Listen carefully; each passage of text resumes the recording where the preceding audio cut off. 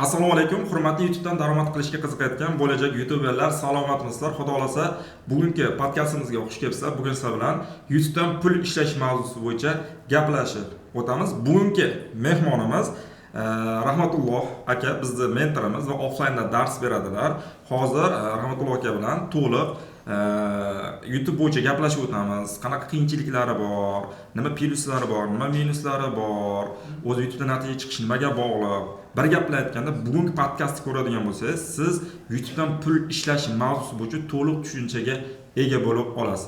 Rahmatulloh aka, o'zingizni ozroqgina qisqagina tanishtirib chiqsangiz, yoshingiz qayerdansiz, nima ish bilan shug'ullanasiz, YouTube qanaqa kirib keldi, shu bo'yicha ochib bersangiz. Xo'p, bo'ladi. Assalomu alaykum hammaga. Ismim Sobirov Rahmatulloh. Hozirda Oybek Bozorovning IP kursida mentor bo'lib faoliyat olib boraman. Bundan tashqari Toshkentda bo'ladigan offlayn darslarni men o'zim o'taman. BMG Drive yo'nalishi bo'yicha. Yoshim unaqa kattaroq ko'rinishi mumkin, lekin 94-yilman.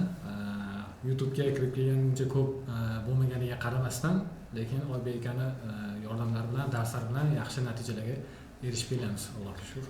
Xo'p, oxirgi Ramazon oyida ikkita kanal mansiz ulab oldi, to'g'rimi? Undan tashqari Rahmatulloh akamiz yaqinda Tracker 2 Redline mashinasini o'zlariga hadya qildilar. Tabriklab qo'yamiz. Xo'p, bunda albatta YouTube hissasi bor. Bu haqida ham gapirib o'tib ketadilar. Kelinglar, endi Rahmatulloh aka o'zi qanaqa boshladi yo'lda? Qanday qilib YouTube'ga kirib keldi? Nima turtki bo'ldi? Biz kursimizda nima uchun o'qidi? Qanday qilib offlayn dars o'tish darajasigacha keldi? Meni asosiy eng zo'r ishongan shogirdlarimdan bo'ldi. Shu haqida bitta gapirib bersangiz, qachon kursga qo'shildingiz, nima sabab bo'ldi, qanaqa turtki bo'ldi boshda o'zi? Tushunarli. Xo'p, gapni ozgina uzoqroqdan boshlashimga to'g'ri keladi, chunki hammaga yaxshi tushunarli bo'lishi uchun. Men o'zim 2017-yil Koreyaga, Janubiy Koreyaga o'qishga ketganman. Shu bo'yi 7,5 yil atrofida u yerda o'qib qaytdim. Qaytganimdan keyin Instagramda shaxsiy brendni rivojlantirish bilan shug'ullanganman. Ko'p shifokorlar bilan ishlaganman bu yo'nalish bo'yicha. To'g'ri, menga ham yangilik bo'ldi lekin. O'zim ssenariy yozib, o'zim syomka qilib, montajni hammasini o'zim bitta komanda bo'lib ishladim u paytda, lekin oson bo'lmagan. Undan keyin Instagramda sizni videolaringizni ko'rib qoldim. Undan tashqari bir vaqt o'zida boshqa YouTube bo'yicha kurs taqdim qilayotgan odamlarni ham kuzatdim. O'sha paytda menda 3 ta variant bor edi. Uchalasidan bittasini tanlash kerak edi. Birinchi variantda kimligini eslamagan, o'zim u variantdan voz kechdim. Keyingisi o'sha taqdir bo'lmadi u bilan. Osonroq aytadigan bo'lsak, u odam bilan gaplashib ko'rdim, lekin gapimizga to'g'ri kelmadi. Undan keyin siz bilan gaplashdim, sotuv menejerlari bilan gaplashdim. Ular menga to'liq ma'lumot berishdi. Men onlayn kurs sotib olganman. U paytda offlayn kurs yo'q edi. Onlayn kurs sotib olganman. 15-avgustda sotib olganman. Hozir men bilan birga o'sha potokda o'qigan kursdoshlarni kuzatib turgan bo'lishi ham mumkin. Eng qizig'i, o'tgan safargi offlaynda men bilan birga onlaynda dars o'qigan o'quvchimizni anaroq kursdoshimni o'g'illarini olib kelganiga, ularga men o'zim dars o'tdim. Bu ham qanaqadir bir qiziqarli holat bo'ldi. Birga o'qigan ekanmiz yo'lda dedi. Rahmatulloh aka, hozir bizda offlaynda dars beradilar. Shu o'zlari bilan avgust oyida o'qigan kursdoshlariga farzandiga qaytib dars o'tib beryapti. Bu joyda bilishingiz mumkinki, mana Rahmatulloh aka eshitdinglar, 7 yil Koreyada o'qib ishlagansiz, o'qigansizmi? Nima til bo'yicha nima tajribangiz bor? O'zi yo'nalishim koreys tili, ingliz tili. To'liq bilasizmi qanaqa? Albatta, shu offlayndagi hamma darsimizni bemalol koreys tilida ham bilish mumkin. Ko'rasizlarmi? Qaranglar, Rahmatulloh aka 7 yil o'qigan, ishlagan, ingliz tili, koreys tilini bilar ekan, Instagramda shaxsiy brend yuritgan ekan, o'zlari montaj, boshqa narsa. Nima sabab bo'ldi YouTube tanlashga? Turki nima? Turki endi 7 kishiga 40 hunar oz deyishganda ko'p sohalarda o'zim sinab ko'rganman. Yoshligimda o'zimga shunaqa ishonch bo'lardi. Bunga ota-onam sababchi bo'lishgan deb o'ylayman. Biror narsani bilmasam, lekin o'sha narsani o'rganishga harakat qilsam, o'sha narsada doim eng yaxshisi bo'lishga intilardim. Birinchi o'rinda bo'lgansiz doim. Xuddi shunaqa desam bo'ladi. Xuddi shunga o'xshab YouTube sohasiga qiziqib qoldim. Undan keyin sizni kursingizni ko'rdim. Nimaga endi men faqat media sohasida yuribman. O'zi Instagramda faqat bu bilan cheklanib qolish kerak emas. Menda imkoniyat bor. Ya'ni oldinga qarab o'sishga, davomiy o'sish kerak degan qarorga keldim. Keyin YouTube tanladim. Xo'p, shu savolda zo'r savol beraman. Xo'p, Koreyadan keldingiz. Birdan YouTube'ni tanladingizmi yo'q? Qisman mediada ishlayverdingiz? Mediada ishladim. Shaxsiy brend 1 yilga yaqin vaqt davomida. Qancha daromad topardingiz? taxminan 1 yilni o'zida unaqa ko'p topmaganman, bir 3 minglar atroflarida topgan bo'lsam. Xo'p, tushunarli. Xo'p, YouTube'ga o'tdingiz. Oilangiz bor, to'g'rimi? Ota-onangiz, oilangiz YouTube tanlagan paytingiz nima dedi? Chunki 1 oyda, 2 oyda, 3 oyda YouTube'da natija chiqib bo'lmaydi. To'g'ri chiqishi mumkin, kimdir omadi bo'lsa, boshqasi bo'lsa, tajribasi bo'lsa, siz nolsiz kirdingiz, yo oldin tajribangiz bormidi? Yo'q, tajriba. Nol bo'lgansiz, Amerikan YouTube bo'yicha, xo'p, tanladingiz, biz tanlabsiz, yaxshi kirdingiz, o'qidingiz, ota-onangiz yoki uydagilar, ayolingizlar qanaqadir qarshiliklar, o'xshamaydigan narsa, bo'lmaydigan narsa, masalan, birga ishlagansiz, natija bo'lmagan, unda shunaqangi bir qanaqadir tashlab ketish ham fikrlar bo'lganmi uni? Unaqa holatlar menda to'g'risini aytaman kuzatilmagan, chunki oilada dadam shunaqa tarbiya bergan, Koreyaga o'qishga ketaman degan paytimda shuncha summa nima deydi, chiqim qilishimiz kerak ekan, lekin ketish ketmashim 50 yillik bo'ladi deganda, mayli shu pulni senga beraman, javobgarlik seni bo'yningda degan. Xo'p deb javobgarlik bo'ynimga olib qilganman, o'xshagan. YouTube'da kursda sizni kursingizni sotib olib o'qishimga ular xabari ham bo'lmagan, to'g'risi. Men o'zim sotib olganman, o'qiganman, natija qilaman, keyin aytaman degan. Chunki ular ham o'ylanishmasin degan ma'noda. Ayolingiz deb so'radingiz, ayolim meni qo'llab-quvvatlagan. Bunaqa mavzularda men bilan ham fikr bo'ladi, qo'llab-quvvatlaydi narsani. O'qishni boshladim, o'rgandim, taxminan 20 kundan 25 kunlar atrofida dars o'rganganimdan keyin meni mentorlikka ishga taklif qilishdi. Birinchi o'zimning ishlarimga ulgurmay qolaman deb rozi bo'lmadim.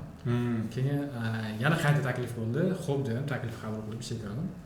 Taxminan yana bir 25 kun yo 1 oy atrofida ishlaganimdan keyin shu mentorlarning ustidan nazoratni sizga bermoqchimiz deyishdi. Undan keyin men o'zimga o'qiyotgan paytimda menga yordam bergan mentorlarning ustidan men boshliq desam noto'g'ri bo'ladi, nazoratchi sifatida ish boshladim. Nima sabab bo'ldi shunaqa tez o'sib ketishingizga? Menimcha hali aytgan gapim isboti, biror bir sohaga kirsam shunda eng yaxshisi bo'lishga harakat qilaman deganman deb aytdim sizga. Xuddi shu narsa sabab bo'ldi deb o'ylayman. Men bor vaqtimni shunga berdim. Taxminan 1 oy vaqt ketgan bo'lsa, men yuqoriga chiqishimga 1 oy davomida men faqat shu ish bilan shug'ullandim, boshqa hamma ishimni to'xtatdim. Uydagilarga ham men ishga ketdim deb o'zim xonamga kirib ishlardim, meni bezovta qilishmadi boshqa narsaga. BMG Drive o'zini o'rgangan 3 kun vaqt ketgan menga. Sizni YouTube'dagi o'zingizni boshqa chiqargan narsalaringizni ko'rganman. Onlayn sotib olgan odam 3 kunda BMG Drive haqidagi ma'lumotlarga ega bo'la olmaydi. Unga birinchi YouTube haqida, Gmail haqida, umuman 0 odamga tushuntiriladigan narsalar tushuntiriladi. Men sizning kanalingizdagi, YouTube kanalingizdagi ochiq darslardan foydalanib, 3 kunda o'zim birinchi crash videoni yasagan. Zo'r. Undan keyin o'sha qiziqishim kuchayib ketib, 1 oy davomida shu ustida ishladim.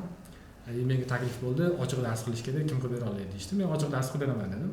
Taxminan 3 marta ochiq dars qilganimdan keyin shunaqa potensial ochilganda. Xuddi shunaqa. Undan keyin sizni shu yuqoriroq lavozimga taklif qilamiz deydi. O'sha masalan hozir uydagilarga aytgansiz, to'g'rimi? YouTube'da ishlayapman, daromad topyapman. Qanaqa qabul qilishdi?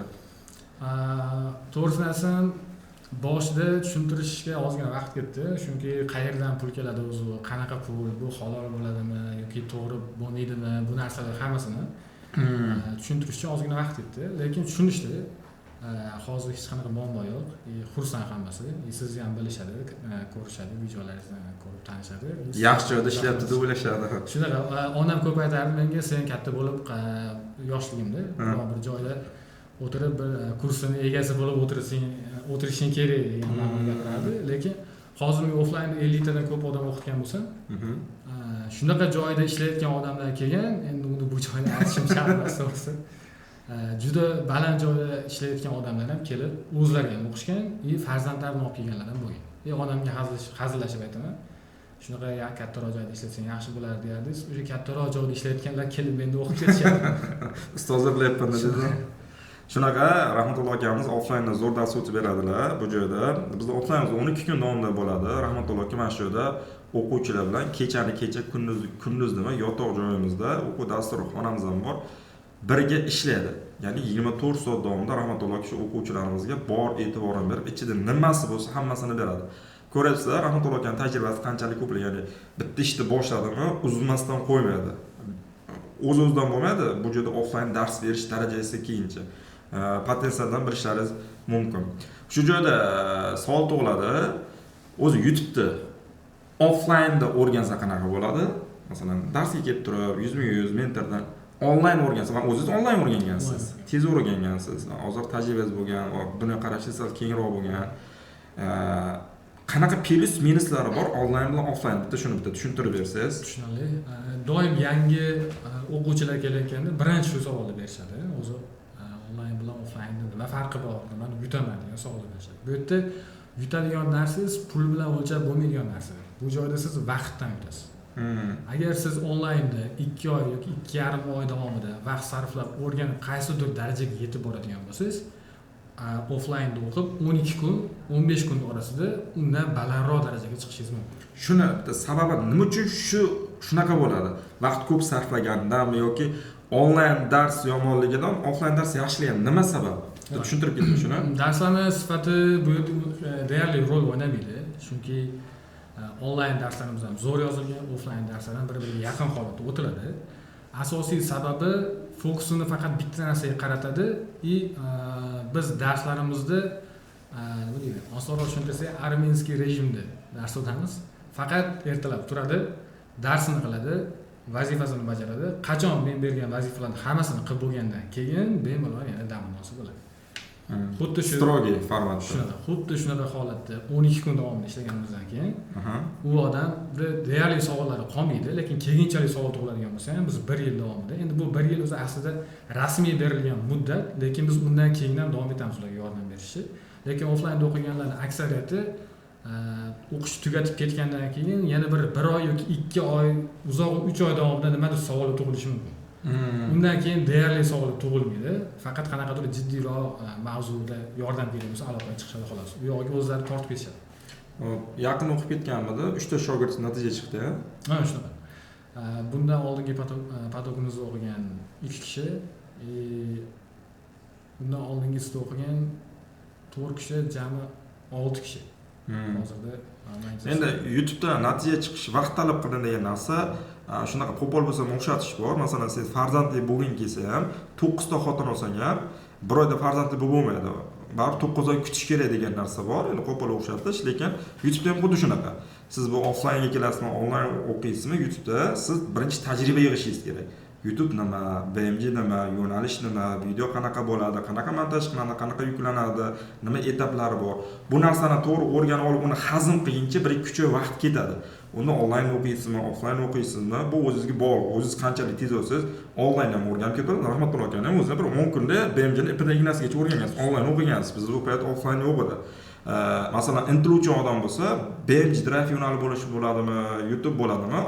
Onlayn ham o'rganib ketaveradi. Endi offlayn qanaqa vaqti bor, puli bor, sharoiti bor odamlar keladigan bo'lsa, qisqa vaqtda ko'p narsani o'rganib ketadi va uni keyin birdaniga ish faoliyatiga qo'yib ketadi. Fokussiz bo'linmaydi offlaynda. Ya'ni kelinglar yotoqxonada joylashtirdi, bizda yotoqxonalarimiz tekin o'qish davomida joylashasizlar, kursdoshlaringiz bo'ladi. U joyda rahmatulloh aka, u joyda dars o'tib beradi. Ya'ni fokus bo'linmaydi. Do'konga chiqib kel, bozorga chiqib kel, bolalarni bog'chadan olib kelgan, choyxonaga ketgan, unaqa narsa bo'lmaydi, chunki bu joyda o'qish uchun kelyapti. Vaqtini mana shu 12 kun investitsiya qilib, 15 kun investitsiya qilib, yaxshiroq natijalarga erishishi mumkin. Xo'p, sizga ham bitta savol, mana ko'pchilik bilan ishlaysiz baribir. Nima o'quvchilar asosiy qiynaladigan joyi nimada YouTube'da natija chiqish uchun? YouTube'da umuman olganda faqat biz o'quvchilar emas. Umumiy YouTube'da ishlab pul topmoqchi bo'lgan har bitta odamning eng nozik nuqtasi ham, eng qiynaydigan narsa ham bu sabrsizlik bo'ladi. U misol uchun 10 ta video qo'yib ko'rish mumkin, 5 ta video qo'yib ko'rish mumkin, kimdir 2 ta video qo'yib prosmotr bo'lmayapti degan narsalarni gapirishadi. Eng nozik nuqta shu.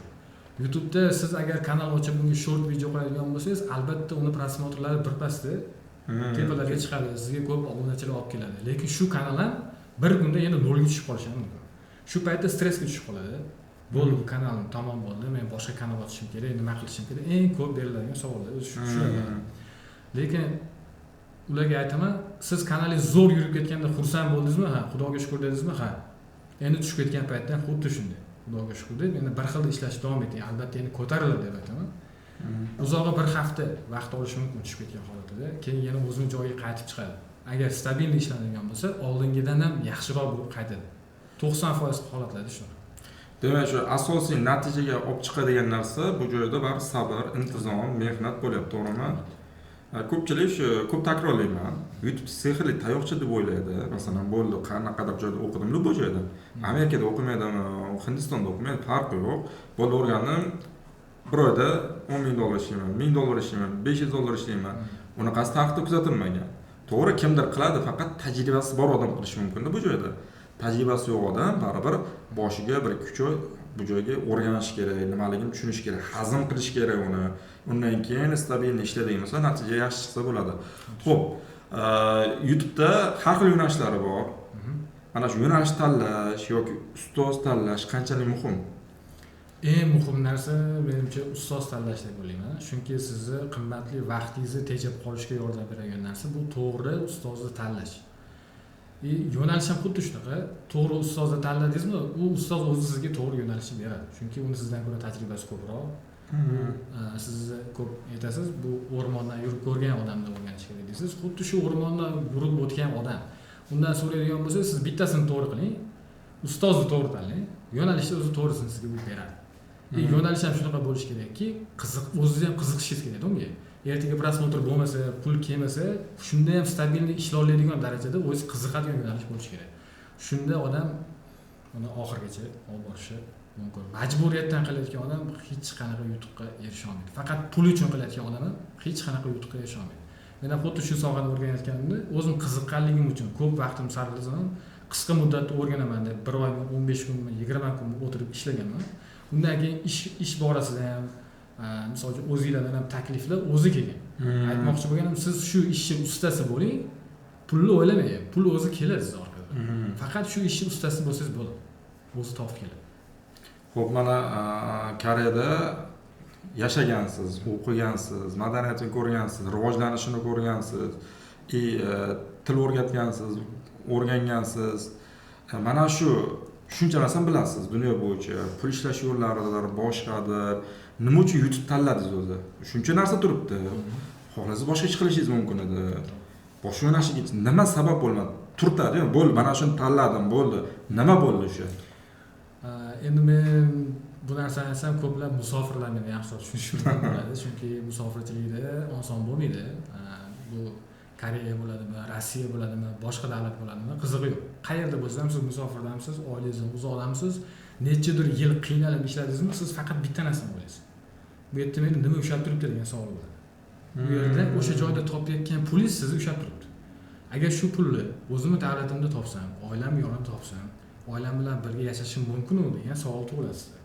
Siz qidirishni boshlaysiz qanaqa yo'llar bor ekan. Uyda oila bilan birga hech qanaqa katta sarmoyani ishlatmasdan qilish mumkin bo'lgan eng qulay va eng zamonaviy kasb bu YouTube. Shunga bitta misol ko'rsatib ketdik. Masalan, YouTube'da ko'pchiligimiz Amerika YouTube'da ishlaymiz biz. Amerika YouTube bilan O'zbek YouTube va O'zbek YouTube'dan Amerika YouTube'ning ustunliklari qanaqa? Sizning misolingizda tajribadan kelib chiqib bitta tushuntirib bering. Tushunarli. O'zi Amerika YouTube bilan O'zbek YouTube deganda oson tushunib olishlar uchun ko'pchilik amerikanskiy kanal ochib bering, amerikanskiy kanal degan gaplarni gapirishadi. O'zi bunaqa narsa yo'q. Amerikanskiy kanal, ya'ni Amerikadan turib ochilganmi endi u kanal degan tasavvur beradi odamga. Lekin unaqa emas. Amerikanskiy kanal qilib turib O'zbekistondan turib ochilgan bo'lishi ham mumkin, Qirg'izistondan turib ochilgan bo'lishi ham mumkin. U qanaqa yo'nalishda ishlayotgani, u qanaqa videolar qo'yayotgani va u videoni auditoriyasi qayerligiga qarab kanalni O'zbekistonda kanali bo'ladimi, Amerikada kanali bo'ladimi, shunga qarab keyin u ajratiladi. Misol uchun siz o'zbek tilida kontent qo'yadigan bo'lsangiz, Amerikani tanlab qo'ygan bo'lsangiz, bu amerikanskiy yo'nalish yoki amerikanskiy kanal bo'lib qolmaydi. U baribir o'zbek auditoriyaning kanali bo'ladi. Siz O'zbekistondan turib, misol Amerikani tanlamaysiz, Germaniyani tanlab olishingiz. Lekin sizni kontentingiz shu butun Yevropa davlatlariga yoki bo'lmasa ingliz tilida gaplashadigan yoki umuman til to'sig'i yo'q bo'lgan davlatlarga bemalol berish mumkin bo'lgan kontent ishlayapsiz. Bunaqa holatda siz qayerdan ishlayotganingizni qizig'i yo'q. Keyin ko'pchilik o'ylaydi, O'zbekistondan turib video qo'yadigan bo'lsak, bizga O'zbekistonda monetizatsiya yo'q, bizga pul to'lamaydi deb o'ylaydi. Qaysi ma'noda bu ham to'g'ri. Agar sizni O'zbekistondan sizni videolaringizni ko'radigan bo'lsa, sizga pul to'lamaydi yoki juda ham kam to'lashi mumkin. Lekin siz o'zbekcha video qo'yib turib, undan pul olyapsiz. Unda qanaqa bo'lyapti? Sizning gapingiz to'g'ri kelmayapti bir-biriga deyish mumkin. Lekin bizda O'zbekistondan tashqarida ham Amerika, Koreya, boshqa davlatlarda ham o'zbeklar bor. Xuddi shunaqa. Albatta siz qilgan videongiz o'zbek tilida bo'lgani bilan uni chet eldagi o'zbeklar ham ko'radi. Shundan kelgan prosmotrdan sizga pul to'laydi. Shu joyda men sizga ozroqgina farqlab ketaman. Masalan, men o'zimning o'zbek tilida kanalim bor. Men 2017-yildan 2023-6 yil o'zbek tilida ishlagan bo'lsam, 2023-yilga yaxshi prosmotrga pul bergan. Undan keyin ma'lum shu urush tufayli sanksiyalar qo'llanib, reklamalar berish to'xtatildi. Biz faqat O'zbekiston aholisi, mana mening o'zbekcha kanalim bor. Mana bizni podkast ko'rishyapti. Shu podkast kimdir Koreyadan ko'rayotgandir, Rossiyadan ko'rayotgandir, boshqa davlatdan ko'rayotgandir, farq yo'q. Siz meni Koreyadan ko'ryapsizmi? Demak, bu videoda reklama chiqadi. Siz ko'rganingiz uchun menga pul to'laydi. Ya'ni men o'zbekcha gapirganim bilan meni videoni butun dunyodagi o'zbeklar ko'rgani uchun pul beradi. Faqat biz O'zbekistonda ko'rilsa, bizning davlatda reklama chiqmagani uchun unga pul to'lamaydi. Lekin o'zbek tilida ham siz pul ishlasangiz bo'ladi. Masalan, o'zimda masalan 100 mingta ko'rilsa, o'rtacha 20-30 dollar pul to'laydi menga. O'zbek tilidagi videomga. Lekin Amerikan nishalar nima yo'nalishi zo'r. Amerika yo'nalishida ishlaydigan bo'lsangiz, nima plyuslari bor? Ya'ni siz bu joyda o'zingizni yuzingiz bilan chiqishingiz shart emas. Chunki masalan har xil o'yinlarni o'ynab, ham kompyuterdan, ham telefondan o'ynaysiz, ekranni zaps qilib, uni to'g'ri montaj qilib, unga hech qanaqangi gapirmasdan, yuzingizni ko'rsatmasdan, boshqa narsa qilmasdan uni YouTube kanalingizga chiqib boraverasiz. Uning uchun borib Amerikadan kanal ochish kerak emas, Amerika nomer kerak emas, Amerikadan qardosh kerak emas. Uyda o'tirgan holatda bitta telefonmi, kompyutermi o'tirasiz, ochasiz, bitta o'sha kanal lokatsiyasi bo'ladi. O'shani shunchaki O'zbekistonga o'zgartirasiz, bo'ldi. Sizda o'sha monetizatsiya bo'limi yoqildi, monetizatsiya shartlarini bajarasiz, 1000 ta obunachi, 4000 soat yig'asiz, kanalingizni bemalol monetizatsiyaga ulab olib, o'sha qo'yayotgan kontentlaringiz bilan pul ishlab yuborishingiz mumkin. Bu joyda maxsus bitta joyga borib, maxsus nomerga kanal ochtirib, uni Amerikan kanal qilmaysiz. Bu albatta nishasiga bog'liq. Ya'ni siz masalan bizning yo'nalishlarimiz bor, BMG Drive. Biz asosiy offlaynda o'tadigan yo'nalishimiz, rahmatulloh aka, faqat offlaynda hozir BMG ni o'rgatyaptilar. Endi kelajakda masalan asmir yo'nalishlarni qo'shishimiz mumkin. Uni o'ylab ko'ramiz. Bir gap bilan aytganda, bu joyda BMG Drive yo'nalishini butun dunyo bo'yicha ko'rishadi. Uni O'zbekistondan ham ko'radi, Hindistondan ham ko'radi, Vyetnamdan ham ko'radi, Braziliyadan ham ko'radi, Amerikadan ham ko'radi. Ko'rilgan davlatlarga qarab, qaysi davlatda reklama chiqsa, o'shanga prosmotrga pul yozaveradi. Bizning nishamizda masalan BMG Drive yo'nalishida o'rtacha ARPM degan narsa bor, ya'ni 1000 ta prosmotrga to'lanadigan pul. 1000 taga o'rtacha 1 dollar atrofida to'laydi. Bu ko'proq ham, kamroq ham bo'lishi mumkin. 80 sent, 90 sent, 1 dollar, 1 dollar 20. Bu 1000 ta prosmotrga. Agar siz o'sha kanalingizdagi biz o'rgatgan yo'nalishda qiladigan bo'lsangiz, u video masalan 100 ming ta prosmotr olsa, 100 dollar atrofida. Undan keyin agar 1 million prosmotr olsa, o'sha 1000 dollar atrofida daromad beradi. Xo'p, sizga ham bitta savollarimiz bor. Mana siz qanchadir bir 6-7 oydan beri YouTube'da ishlab kelyapsiz. Oldin YouTube tanlamasdan oldin qanaqa darajada edingiz? YouTube tanlagandan keyin qanaqa o'zgarish sizning hayotingizda bo'ldi? Ya'ni A tochkangiz bilan B tochkangiz bitta aniqlashtirib bersangiz. Tushunarli. Boya ham aytib o'tdim, buni O'zbekistonga kelganimdan keyin, endi Koreyada o'qib ishlab yurgan paytim bu boshqa davr, chunki boshqa davlatda, boshqa hisob-kitobda yashalgan vaqtda. Lekin o'shanga nisbatan hisoblaganda ham hozir ancha yaxshi. Xudoga shukr. Shaxsiy brend bilan ishlaganimda 1 yilda 3 ming atrofida topganman. Bu juda unaqa katta summa emas, to'g'ri. Boshlang'ich shaxsiy brend bilan ishlovchilar uchun yetarli. Lekin hozirgi daromaddan ancha oshdi deb ayta olaman. Bir 5 yoki 6 barobar ko'proqga oshdi deb bemalol aytsam bo'ladi. Yaqinda Tracker avtomobil olibsiz, Redline, tabriklayman. Qanaqadir hissasi bormi YouTube'da? Albatta, ko'pchilik mana atrofdagi tanishlarning hammasi bu mashinani butun pulini YouTube'dan topgan pulidan to'lab oldi deb o'ylashyapti. Shunga ochiqlik kiritib ketaman, yo'q, unaqa emas. Oldin ham mashinam bor edi, Nexus 3 mashinam bor edi, uni sotib, qolganini qo'shib oldik, Xudoga shukr. Pulimiz oshib qoldi, hammasini ishlatib olganmiz. O'zi YouTube kelajagini qanaqa ko'ryapsiz? Mana O'zbekistonda 5 yilda, dunyo bo'yicha 5 yilda bitta visioningiz ochib bersangiz. Tushunarli. O'zbekistonda 5 yilda hozir juda ko'pchilik bizni YouTube tushunmaydi unchalik. Bozor bo'sh. Albatta, bozor bo'sh. Tushunadiganlar otini ertaroq qamchilaganlar hozir oldinroq yurishibdi. Lekin keyin 5 yildan keyin qanaqa holatda bo'ladi? Menimcha raqobat juda ham kuchayib ketishi mumkin. 5 yildan keyin boshlagan odam hozir boshlagan odamdan ko'ra balki 10 barobar, balki 100 barobar qiyinroq holatga tushishi ham mumkin. Shuning uchun kimdir agar boshlamoqchi bo'lsa, hozir boshlashingizni maslahat beraman.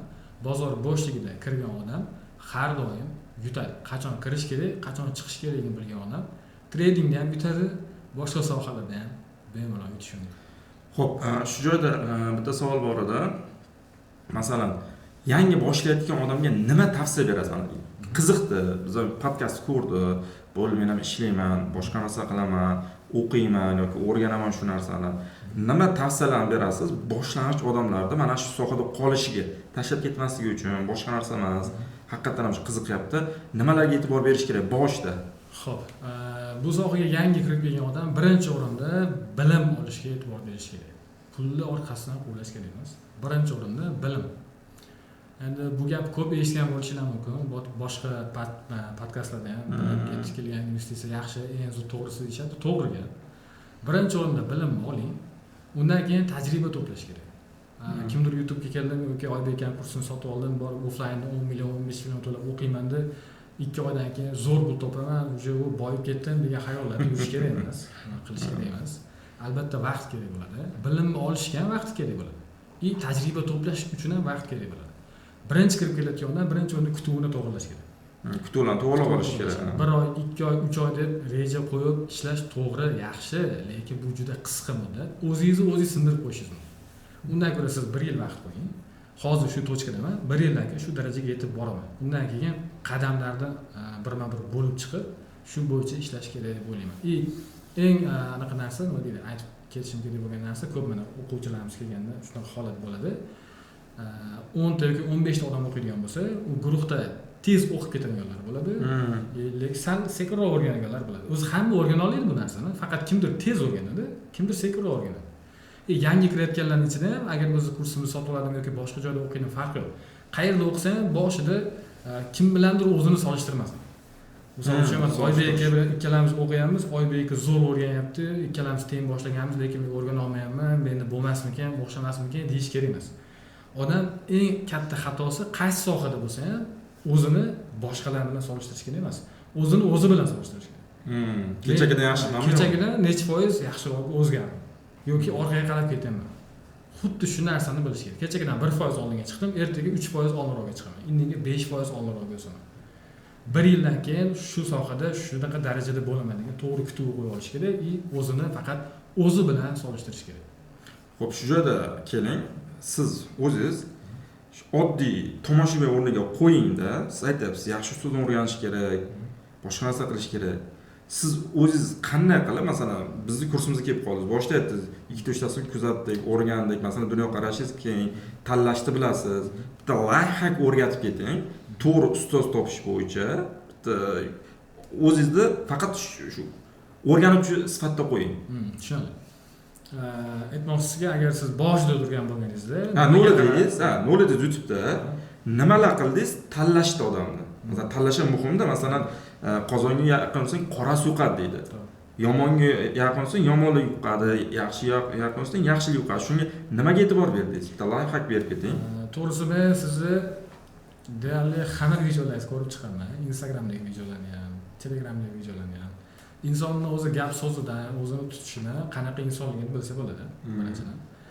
Ikkinchidan, u odam agar sizga faqat yaxshi tomonini aytayotgan bo'lsa, shuncha vaqtda zo'r pul topasan, 1 oydan keyin boyib ketasan yoki 3 oydan keyin misli ko'rilmagan darajada sizni yutuq kutib turibdi degan bo'lsa, bu odamdan chekroqda, uzoqroqda yurish kerak. Ayniqsa YouTube sohasida. Lekin sizga to'g'risini aytayaptimi? Misol uchun, kim bilandir men gaplashsam, telefonda offlayn kelmoqchi bo'lgan o'quvchilar bilan gaplashaman, ko'pchiligi anaqa so'raydi. Garantiya so'raydi. Qancha vaqtda men qancha pul topa olaman? Men hammasiga bir xil javob beraman. Biz hech kimga hech qanaqa kafolat bermaymiz. Hech kimga 1 oyda, 2 oyda, 3 oyda shunaqa darajada pul topasan degan kafolatni bermaymiz. Biz faqat shuncha vaqt yoki 1 yil yoki 3 oy ichida pul topishingiz uchun nimalarni qilishingiz kerak, nimalarni bilishingiz kerak, qanaqa sabablarni qilishingiz kerak, shunda hammasini biz sizga 100% o'rgatib qo'yamiz. Inshaalloh. Qolgani Allohga tavakkal qilib ishlaymiz. Chunki hamma ishdan xuddi shunaqa. Ertaga nima bo'lishini inson bilmaydi. Bu rizq masalasi. Sizning rizqingiz YouTube'dan 1 yildan keyin keladigan bo'lsa, Oybek aka borib o'ndizga ishlab bersa ham 1 oydan keyin bu pulni ola olmaysiz. Bu narsani to'g'ri tushunish kerak. Biz faqat hamma sabablarni qilishni, to'g'ri qilishni o'rgatamiz, qolganini tavakkal qilib ishlaymiz. Agar kimdir sizga o'zini kursini tavsiya qilayotgani yoki kimdir kursini sotib olmoqchisiz, xuddi shunaqa gaplar yoki shunga o'xshash gaplarni gapirib ochig'ini aytayotgan bo'lsa, bu odam bilan birga ishlasa bo'ladi. Lekin faqat yaxshi tomonini aytayotgan bo'lsa, zo'r bo'ladi, keling, yordam beramiz, agar u bizda yo'q yo'nalish ekan, lekin topib beramiz sizga degan gaplar bo'ladigan bo'lsa, bu gaplarni eshitganmiz. Shunaqa holatlar bo'ladigan bo'lsa, men bu joydan tezroq iloji boricha ketishni maslahat beraman. Samimiy fikrlaringiz uchun rahmat. Ajoyib bo'ldi degan umiddaman. Ayniqsa mana shu sohaga qiziqib yurgan, nimadirda qayerdan boshlashni bilolmaydigan odamlar uchun juda ham zo'r tavsiya bo'ldi. Baribir bizni ko'pchilik kuzatadi. Ko'pchilik masalan hozir shu daromadli sohalarni o'rganishga harakat qilyapti. YouTube ham bitta kasb. Masalan siz qanaqadir ustiga shogird tutishingiz, masalan remont bo'lishi mumkin, mashina ustaxonasi bo'lishi mumkin, stroyka bo'lishi mumkin, farqi yo'q. Siz boshida shogird bo'lasiz, o'rganasiz, qo'lingiz kelishadi, boshida qiynalasiz, passomlik bo'lasiz, asosda tajriba to'plagan saringiz tepaga chiqib boraverasiz. Birinchi yil masalan 5000 so'mga ishlaysiz, ikkinchi yil zo'r ishlaysiz 10000 so'mga keyin. YouTube ham xuddi shunaqa, ya'ni boshda effekt bermaydi, lekin sabr qilib ishlasangiz 5-6 oydan keyin portlaydigan joy keladi. Ya'ni mana bu joyda qilgan bir 6-7 oylik mehnatingiz bitta oyda chiqib ketishi mumkin. YouTube mana shunaqangi zo'r soha. Sizga butun umr bitta daromadga kirsangiz, masalan, bironta kanalingiz monetizatsiya bo'landi, bironta video yaxshi ketib qolsa, masalan, bitta videosi tasavvur qiling, bugun ishladingiz, monetizatsiya bo'ladingiz, bir oydan keyin o'sha videosi har oy 100 mingta prosmotr bo'lyapti. Bu degan har oy sizga o'sha video orqali $100 dan tushib turadi degani. Ya'ni YouTube'da mana shunisini men yaxshi ko'raman. Boshida men o'zim YouTube tanlashimga sabab, men oldin stroykada ishlagan bo'lsam, paxta teri sotgan bo'lsam, kunlik ishlaga chiqqan bo'lsam, men o'sha paytda masalan bitta g'ish qo'ydimmi, 200 so'm olsam bo'ldi. Unga qaytib pul olmaganman. O'sha vaqt ishlaganimda pul olganman. Men nimani xohlaganman? Men shunaqa ish qilayki, hozir mehnat qilay, menga o'sha mehnatim butun umr pul olib kelsin. YouTube'da men mana shunaqa deb bilaman, ya'ni bugun mehnat qilasiz, vaqt sarflaysiz, o'sha mehnat sizga butun umr pul olib kelishi mumkin. Masalan, o'zingizdan misol, masalan, bitta video qildingiz, u sizga masalan boshida vaqt olib keladi, obunachi olib keladi, keyin pul olib keladi. Keyin doimiy pul olib kelishi mumkin. Albatta, bu ham hammasi prosmotrga qarab, agar prosmotr bo'lmasa, pul yo'q. Chunki YouTube bizga faqat prosmotrga pul beradi. Obunachi, kommentariya, like, unaqa narsalarga YouTube pul bermaydi. Faqat biz shu reklama orqali biz YouTubedan pul ishlaymiz. Yana bitta savol, eng muhim savol, oxirgi savollardan. Xo'p, O'zbekistonda YouTubedan pul ishlasa bo'ladimi yo'qmi? Chunki odamlarimizda shunaqangi noto'g'ri fikr shakllanib qolgan. O'zbekistonda pul ishlab bo'lmaydi degan fikr shakllanib qolgan. Shunga bitta fikr bildirib o'ting. Tushunarli. YouTubedan O'zbekistondan turib bemalol pul ishlasa bo'ladi. Ikki xil yo'l bilan ishlasa bo'ladi. Ikki xil yo'lini aytaman. Birinchisi, agar siz o'zbek tilida kontent qilayotgan bo'lsangiz, bonus qilib 3 xil yo'lini aytsamchi? Zo'r bo'ladi. Agar siz o'zbek tilida kontent qilayotgan bo'lsangiz, birinchi usuli tashqi reklama orqali pul topishingiz mumkin. Ya'ni buni seri YouTube deyiladi. Bu holatda YouTube'da o'zi siz kanalingizga video joylanadi, reklama videosini joylamaydi. O'zingiz kimlarni shartnoma qilasiz, o'sha odamni do'konini yoki qanaqadir mahsulotini reklama qilib berish orqali pul topishingiz mumkin. Xo'p, ikkinchisi, o'zingizni shaxsiy brendingizni YouTube orqali ham rivojlantirish orqali produktingizni ko'proq odamlarga yetkazishingiz, ko'proq savdo qilishingiz, albatta ko'proq daromad qilishingiz mumkin bo'ladi. Uchinchisi, eng globalnisi va biz sizga bu yo'nalish bo'yicha katta yordam berishimiz mumkin bo'lgani, YouTube'dan amerikanskiy yo'nalishlar orqali prosmotrlar uchun pul olishingiz mumkin. O'z prosmotrlar uchun pul oladi deyishimiz qaysi ma'noda noto'g'ri ham, chunki biz prosmotr orqali bizga hisoblab beradi, lekin kanalimizda reklama chiqqanligi uchun biz pul olamiz. Aslida reklama uchun pul olamiz. Bu reklama bilan biz shartnoma qilmaymiz. Biz hech qanaqa ish qilmaymiz. YouTube'da o'zi hamma shartnomani qiladi.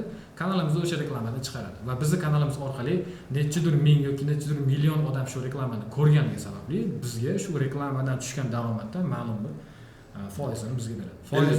Shunaqa. Foiz deganimizni noto'g'ri tushunmaysizlar. Biz faqat qancha miqdor bo'lishligini foizni hisoblab berdik. Yarmini desak ham shu gap, 50% desak ham ikkalasi bir xil. Keyin mana shunaqa narsa bor. YouTube'da ishlash halolmi, to'g'rimi? Darsa aytib ketishimiz kerak. YouTube'da nastroyka qismida reklamalar nazorat qilsa bo'ladi. Masalan, biz video qildik, zo'r ishlayapmiz, kontent qildik, monetizatsiyaga o'ladik. Xo'p, videolarimizda reklama chiqar ekan. Biz o'sha reklamalarni nazorat qilsak bo'ladimi, yo'qmi degan savol bor. Shunga o'zimni tajribamdan kelib chiqib aytib ketaman. Biz kanalimiz monetizatsiyaga o'lagandan keyin biz o'zimizning YouTube kanalimizda reklama turadigan nastroyka qismi bor. U joyga kiramizda o'zimizda qadriyatlarimizga, dinimizga bizni prinsiplarimizga to'g'ri kelmaydigan reklamalarni blokka tiqib chiqsak, bizni kanalimizda qaytib unaqa reklamalar chiqmaydi. Masalan, sizni kanalingizda alkogol ichimliklar reklama chiqishini xohlamasangiz nima qilasiz? Nastroykaga kirasiz, o'chirasiz. Bo'ldi, sizni kanalingizda unaqa reklama chiqmaydi. O'shanda topayotgan pulingiz shubhali bo'lib qolmaydi. Shuning uchun bemalol o'z izlanib ko'rishingiz mumkin. Musulmonlar fatvo idorasini fatvosi bor, videolari bor. Masalan, qidirib ko'rsangiz YouTubedan pul ishlash bo'yicha deb videolar kelib chiqadi. Bir qidirib ko'rsangiz bo'ladi. Ya'ni bemalol ko'nglingiz to'q qilib YouTubedan ishlashingiz mumkin. Agar bu tarafda shubhalanayotgan bo'lsangiz, chunki biz bularni to'liq shogirdlarimizga o'rgatamiz, qanaqa to'g'ri nastroyka qilish kerak, reklamalarni qanaqa blok qilish kerak. Chunki baribir mansiya o'ladik, hamma narsadan ham pul ishlab ketaversak ham bo'lmaydi. Noto'g'ri yo'nalishlar bor YouTube'da, uni ham aytib o'tib ketishimiz kerak. Endi baribir tajribamiz bor, har xil yo'nalishlar bor. Masalan, biz videomiz kimgadir zarar bersa, undan topilgan pul ham qanaqadir shubhali bo'lib qoladi. Shuning uchun biz qilayotgan videolarni qo'rqinchli bo'lmasligi kerak, boshqa narsa bo'lmasligi kerak, maxluqlar, boshqa narsalar. Chunki uni odamlar ko'radi. Agar odamlar psixologiyasiga, ularning fikrlashiga, dunyoqarashiga, bizni yo'nalishlarimiz noto'g'ri ta'sir qiladigan bo'lsa, javob bo'lib qolamiz. Shuning uchun YouTube'da ham yo'nalish tanlash, ustoz tanlash, ularni to'g'ri nastroyka qilish juda ham muhim hisoblanadi. Xo'p, bugungi samimiy fikrlar uchun rahmat aytib qolamiz. Oxirgi so'zlaringiz bo'lsa, bizni kuzatuvchilarga bemalol. Xo'p bo'ladi. Oxirgi so'z sifatida aytmoqchiman. Menda eng ko'p so'raladigan savolga javob berib o'tib ketaman. Boya o'zingiz ham so'radingiz, O'zbekistondan turib YouTube orqali pul topsa bo'ladimi dedingiz. Bo'ladi deb javob berdim. Sababi YouTube'ga sizni qaysi davlatdan kanal ochib, qaysi davlatdan video qo'yayotganingiz qiziq emas. Sizni qayerdan ko'rayotganingiz. Sizni Amerikadan ko'ryaptimi? Ko'proq to'laydi. Hindistondan ko'ryaptimi? Kamroq to'laydi. O'zbekistondan ko'ryaptimi? Mayli, rahmat deymiz, misol uchun. Shuning uchun eng muhimi sizni qayerdan ko'ryapti. Shunga e'tibor bering, bo'ldi. Qaysi davlatdan ochyapsiz? Ya'ni shunaqa odamlar chiqqan, ozgina ma'lumot uchun aytib ketaman. Qanchadir summa pulga men sizga amerikanskiy kanal ochib beraman. Video qo'ysangiz to'g'ri Amerikaga rekomendatsiya bo'ladi. Uni bunaqa VPN bilan ishlatasiz degan insonlar bor. Men sizlarga bu narsani umuman tavsiya bermayman. Siz tayyor kanal sotib olish yoki kanal ochib berish xizmatlaridan foydalanishingiz emas, undan ko'ra o'sha pulingizni o'sha narsani qanaqa qilib ochishni o'rganishga sarflang. Keyingi safar o'sha baliqni o'zingiz tuting. Har doim kelingizga kimdir tutib bermasin o'sha baliqni. Shu tavsiyani sizlarga beraman. Bugungi suhbatga taklif qilganingiz uchun kattakon rahmat. Sizga ham rahmat. Juda ham foydali bo'ldi degan umiddamiz. Bugun Rahmatulloh akamiz kuzatuvchi maqomida bo'ldi. Sizlarga o'zini haqiqatan ham ichidan chiqqan fikrlarni yetkazib o'tdi. O'zlaringiz baho berishlaringiz mumkin. Agar haqiqatan ham sizga bu podkastimiz foydali bo'lgan bo'lsa, albatta izohlarda fikrlaringizni yozib ketinglar, nimani tushundinglar. Bizga juda ham muhim va videoni albatta tanishinglarga yuboringlar. Ular ham ko'rsin, manfaat olsin. O'rtog'ingizga tashlang, oila a'zolaringizga tashlashingiz mumkin, shunaqa narsa bor ekan deb. Juda ham foydali bo'ldigan umiddaman. Xudo xolasa, layklar bilan buni izohlaymiz. Kanalda bo'lsanglar, podpiskani bosib qo'yishni ham unutmanglar. Xudo xolasa, kelgusi podkastlarimizda ko'rishguncha sog' bo'linglar, salomat bo'linglar.